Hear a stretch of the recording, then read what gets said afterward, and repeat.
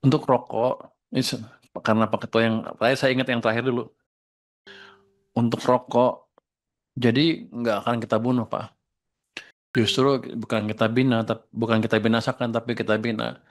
Saya sudah saya sudah kirim orang-orang untuk berdiskusi dengan siapa juragan-juragan rokok yang gelap itu, ketahuan kan namanya siapa aja, untuk gabung dengan apa, kawasan tersebut, KIHT, kawasan industri hasil tembakau. Masuklah, jadi masuk ke ini, masuk ke jaringan produksi yang legal. Dua-duanya untung, dia tenang, saya juga income-nya nambah gitu kira-kira. Tapi yang jelas jadi terkendali semuanya.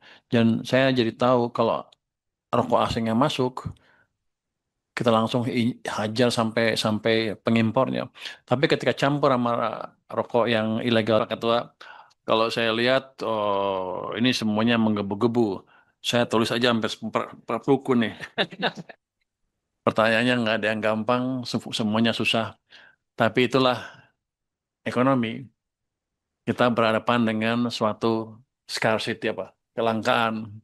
Jadi pintar-pintar kita mengatur apa yang kita punya biar hasilnya optimal.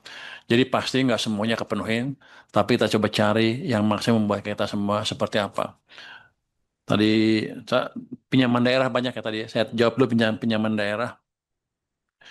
Kita emang bisa dapat langsung ke Kementerian Keuangan. Tapi begini, kalau ada proyek pinjam ke kami nggak ada orang untuk menilai proyeknya bagus apa enggak.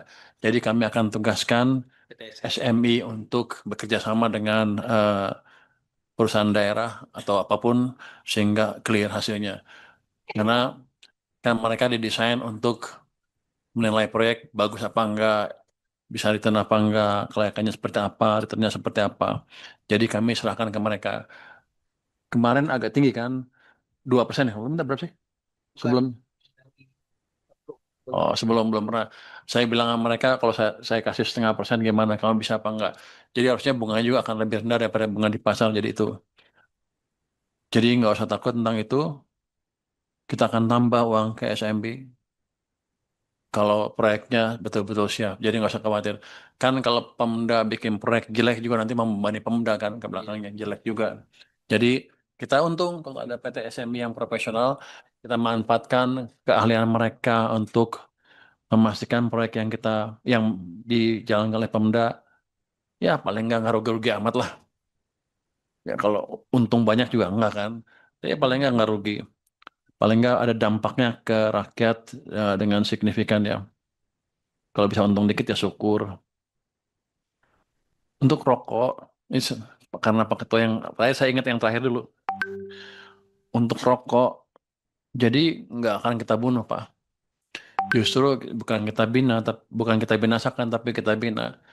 Saya sudah saya sudah kirim orang-orang untuk berdiskusi dengan siapa juragan-juragan rokok yang gelap itu, ketahuan kan namanya siapa aja, untuk gabung dengan apa, kawasan tersebut, KIHT, kawasan industri hasil tembakau. Masuklah, jadi masuk ke ini, masuk ke jaringan produksi yang legal. Dua-duanya untung, dia tenang, saya juga income-nya nambah gitu kira-kira. Tapi yang jelas jadi terkendali semuanya. Dan saya jadi tahu kalau rokok asing yang masuk, kita langsung hajar sampai sampai pengimpornya. Tapi ketika campur sama rokok yang ilegal dalam negeri, kita agak bingung juga siapa yang ini lebih lebih susah kerjanya. Jadi seperti itu follow upnya. Dan mungkin kalau untuk kawasan Jawa Timur Februari udah jalan semua mungkin. Kita mau ke Madura, dengan Madura juga sudah diskusi. Siap ya, dari Madura. Jadi kita sudah ngomong sama juragan-juragan di sana, akan ada yang ketemu dengan saya. Saya mau lihat seperti apa sih keberatannya dia. Tapi yang jelas mereka harus masuk ke tempat yang legal. Saya nggak bisa mengizinkan produk ilegal masuk di perekonomian kita. Karena ada yang bayar, ada yang nggak adil kan, nggak adil kan. Jadi tujuan kita itu membuat semuanya legal. Suatu pertanyaan umum tadi dari semuanya adalah adjustment apa? Peningkatan TKD, penyesuaian TKD seperti apa? Kan semuanya ngeluh kan TKD terpotong. Mungkin rata-rata lebih dari 50%, ada yang 70%, ada yang 80% kepotongnya. Wah, terus terang proses itu saya nggak tahu, kan saya baru masuk kan. Saya juga bingung kenapa waktu itu bisa goal. Waktu itu bapak-bapak sama ibu-ibu apa nggak komunikasi dengan orang-orang DPR yang mewakili daerah, bapak-bapak, ibu-ibu. Tapi kelihatannya nggak haram kan komunikasi mereka. Kok boleh kan? Ya, saya nggak tahu kalau itu boleh kan ngomong angkatannya. Oh, oke ya kan kalau nggak setiap komisi minimal 33. Ya, seperti itu. Cuman kalau saya pikir ya itu daripada bapak-bapak ibu ngomong ke saya, panggil aja DPR diskusi dengan bapak-bapak ibu seperti apa ininya supaya kedepannya lebih rapi.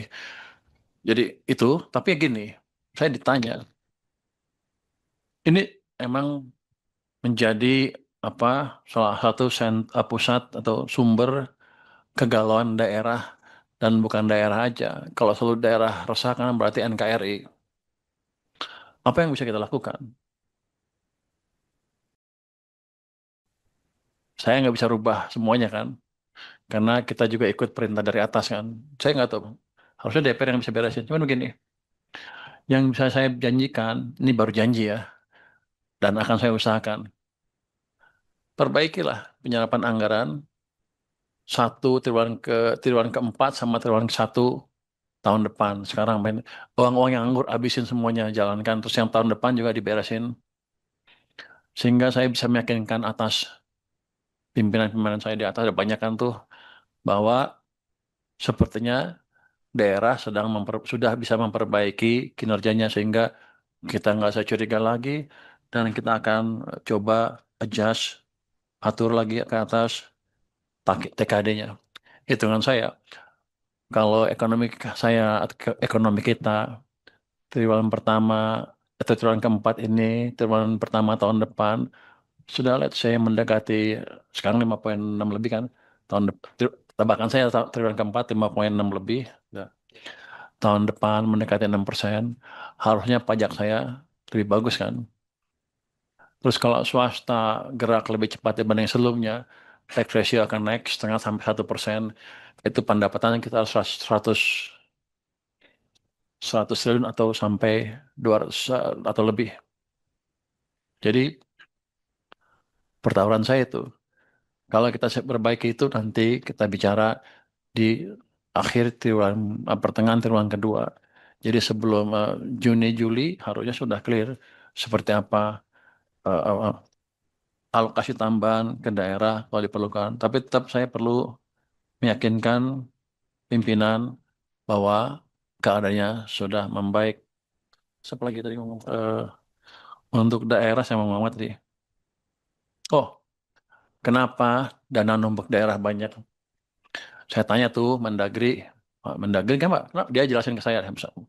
Dia bilang gini, mereka perlu buffer di awal tahun Januari, Februari supaya uh, ada uang kayak gitu ya. Saya bilang ke tim saya di sini, kalau gitu kita kembangkan sistem di mana mereka nggak perlu uang di Januari Februari, tapi Januari hari pertama tahun itu langsung gelontorin dari pusat. Nah, pusat sedang mengembangkan sistem sudah ya?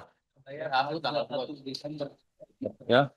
Ada sesuatu yang tidak benar kita suarakan. Ini bagaimana semua terangin dia sedungu ini? Ini manusia pecundang yang sangat merugikan bangsa kita ini. Saatnya jadi member eksklusif di channel YouTube Official ID. Tantang lagi para tambah sumpah di atas Al-Quran. Dia pengen masuk TV. Konten-konten premium yang tidak tayang di TV. Live interaction. Halo pemirsa iNews, ini baru selesai. Emoji dan badge spesial. Reakses konten pilihan. Klik YouTube Official iNews. Join member hanya Rp10.000 per bulan.